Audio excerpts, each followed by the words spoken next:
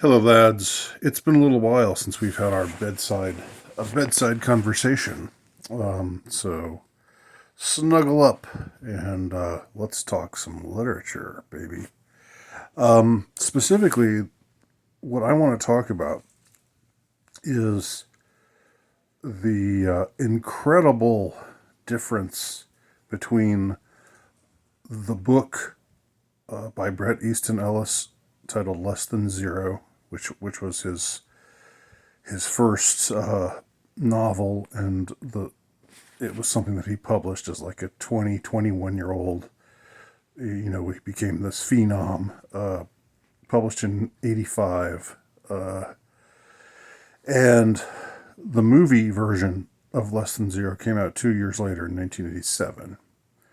And I had never read I had never either read the book nor seen the movie until just recently. And the difference between the two could not be starker. You know how it's always something that like people who consider themselves cultured tend to say, if you say, "Did you see this movie X? Did you see movie X?" Then they say, "Well, I thought the book was better personally." Um, that's just been this cliche that's been going on for ages. In the case of Less Than Zero, though, it's definitely the case, definitely true. Not only is the book like a ton better, the book is really good. I really enjoyed the book a lot. I really found it powerful, and but it's so it's so different in in tone, in style. There's absolutely no there the only way in which the book and the movie versions of Less Than Zero, the only things that they have in common are characters' names, certain characters' names, and the setting. All right. Other than that, it's basic. I mean, and certain things about the story are retained, but the movie's just awful. I mean, it is terrible. Now, one thing I will say about it is that it's very cinematically well filmed. It's very colorful and pleasing to the eye. It's kind of got this Miami Vice style sheen, and so visually speaking, as far as to use a movie term, mise en scène, it's got it going on. But my God, it's just like this crap melodrama, you know, shamelessly tear jerking movie. And the book, the thing is, the book is so anything but that. For those familiar with Bret Easton Ellis's American Psycho, probably more of you have seen the movie, I'm guessing, than have read the book. But maybe some of you have done both. But if you remember the tone of that movie, this sort of darkly satirical tone, with some violence, whether hinted at or actually seen, or is it just in his mind? I know there's all sorts of discussion about that, which really doesn't really interest me that much, because I kind of find it the whole "did he really kill all these people or not" question is sort of tiresome to me. But that's a different issue. So let me not get sidetracked here. Just when you think of the tone of that movie and you think of scenes like the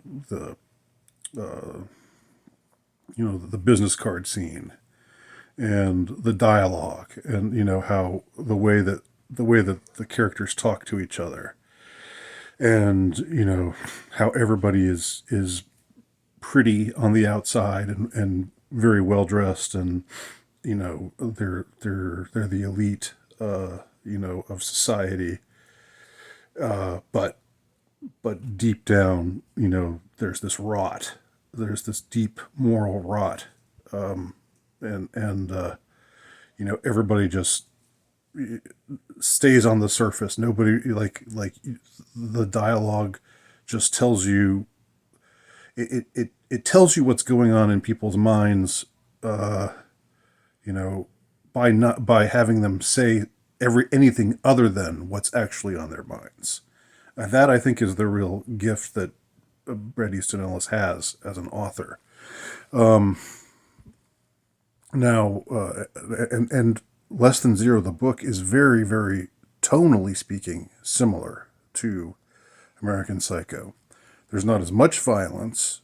There's no actual murder, but there is some violence that is implied. There's a scene in which a a snuff film is watched, and people just kind of react to it like, oh, that's cool, or whatever.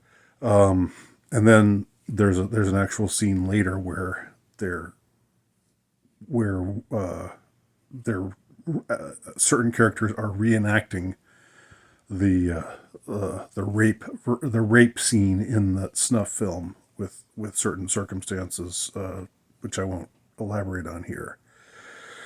But there are disturbing moments like that. There are lots of disturbing moments, but just about everything is hinted at, and what Ellis is such a master at is creating this atmosphere of doom and dread, and again hinting at or gesturing towards this moral rot in all of these characters. Just like in American Psycho, except it's on the West Coast. It's in L.A., but and the characters are like preppy teenagers or young adults, instead of being, men in their like late 20s, early 30s. But but all of that aside, the atmosphere is very similar, and it's also just really, there's some very funny moments. Like there are laugh out loud moments where just the way a character says something, says certain thing at a certain time, or what a character gets annoyed by, or like one thing I can remember is a character, the main character Clay, gets a gift for Christmas. His girlfriend buys him a scarf, and then she says, I want to see if it fits you. And he says, well, I think scarves just fit everybody, don't they? Or just like, or I think he says, I think scarves fit everybody. And it's, it's like, it's, it's such a funny a line, because it's so obvious, but you don't really think about it. You don't think that way about scarves. But yeah, you don't have to get a different sized scarf for somebody who's taller or shorter, or longer necked or shorter necked or whatever. Plus, the whole idea of getting a scarf in L.A. is kind of funny. Although I guess it might be, he's flying back to college in New Hampshire at the end of Christmas break. So maybe the idea is he'll use it then. But still, it's very funny, and it's like one of these very subtle things that is indicated more by, again, very dryly, more by what's not said than by what is said. And something else that is interesting in the book is the way in which the main character, the hero, or the anti-hero, I guess you could call him, Clay, the way that he responds to the world around him. In some ways he's just as shallow and just as awful as all of the people around him are. He's just a sort of a product of his environment.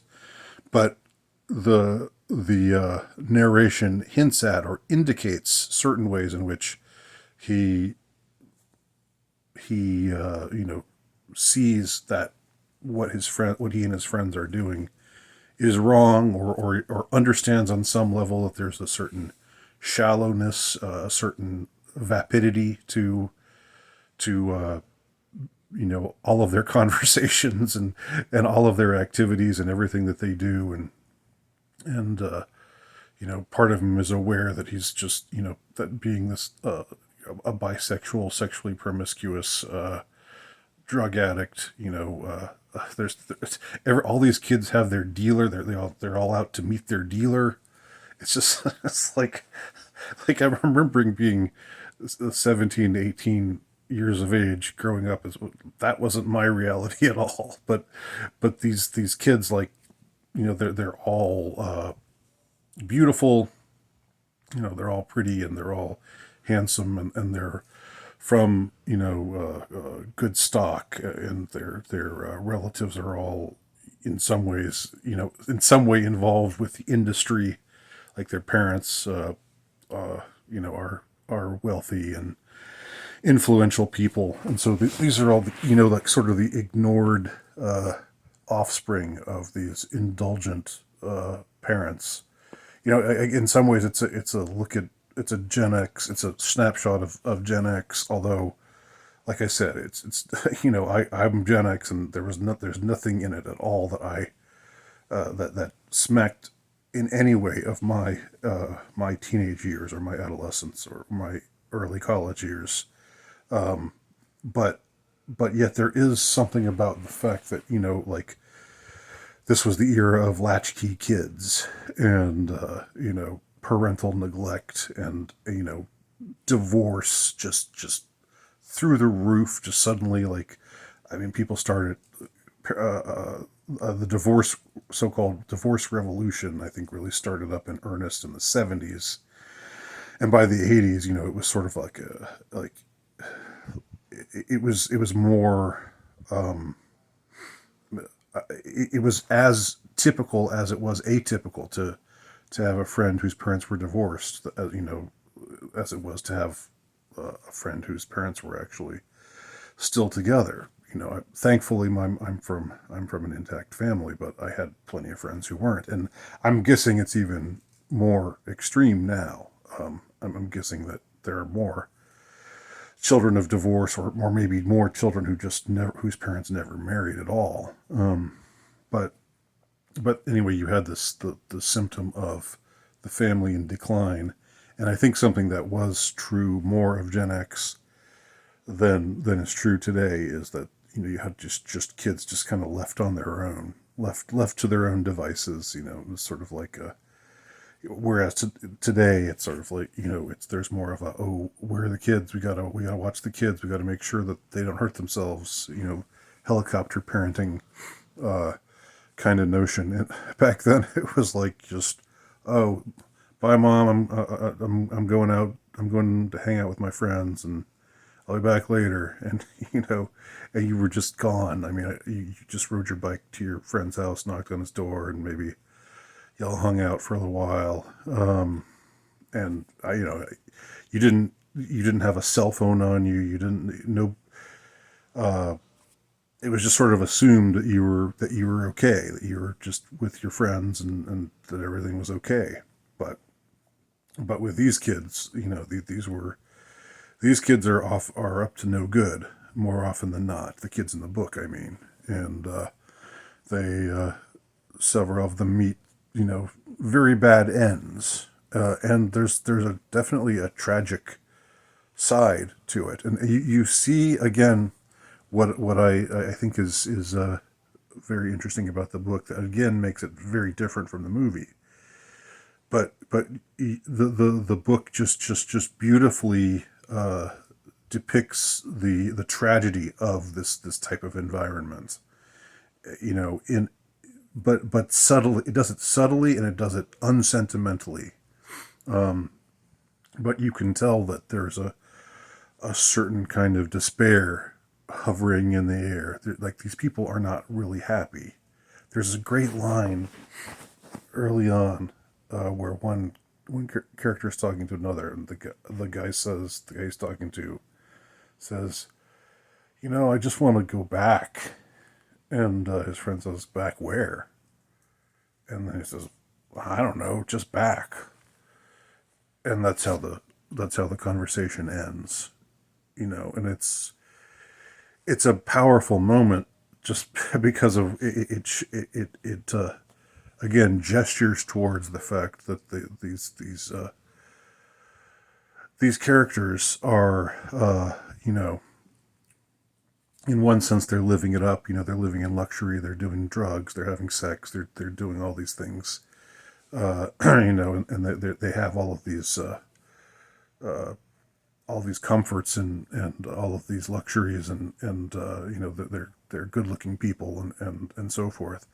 But they're just, there's a soullessness there. There's like something, their soul has been bred out of them, and they're in some way aware of it. I think Ellis even later talks about them being vampires. I think he uses the word vampire, that which is apt here to describe these characters, because there is something vampiric about them, and yet they're in the sense that that a lot of them are heartless, and a lot of them have just been, are so jaded that they just seek out forbidden thrills, and so they get turned on by things like snuff films and the idea of raping 12-year-old girls, and or just shooting up heroin, or all these terrible things.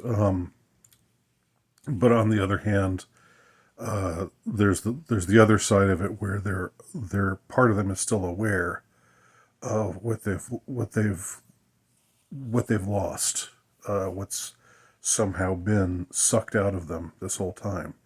And our protagonist Clay has this wistful side to him, again, without it being overplayed, without it becoming ever the least bit sentimental, or cloying at all.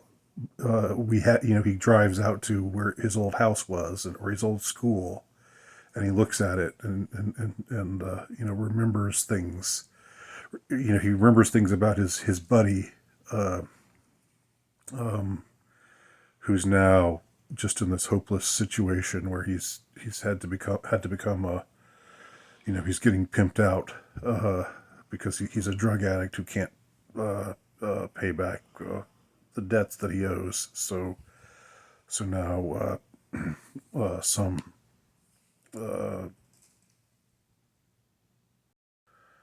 some underworld, sort of gangster character is whoring him out to rich businessmen, in order to pay him, help him pay off his debts, and so he's just giving his body to all these men, and just getting more and more in worse and worse shape. And Clay remembers a time when this friend of his was kicking a soccer ball, was running on the field kicking a soccer ball in 5th grade. And that it's like that thought just flashes through his mind when he sees his friend in this terrible condition that he's in now.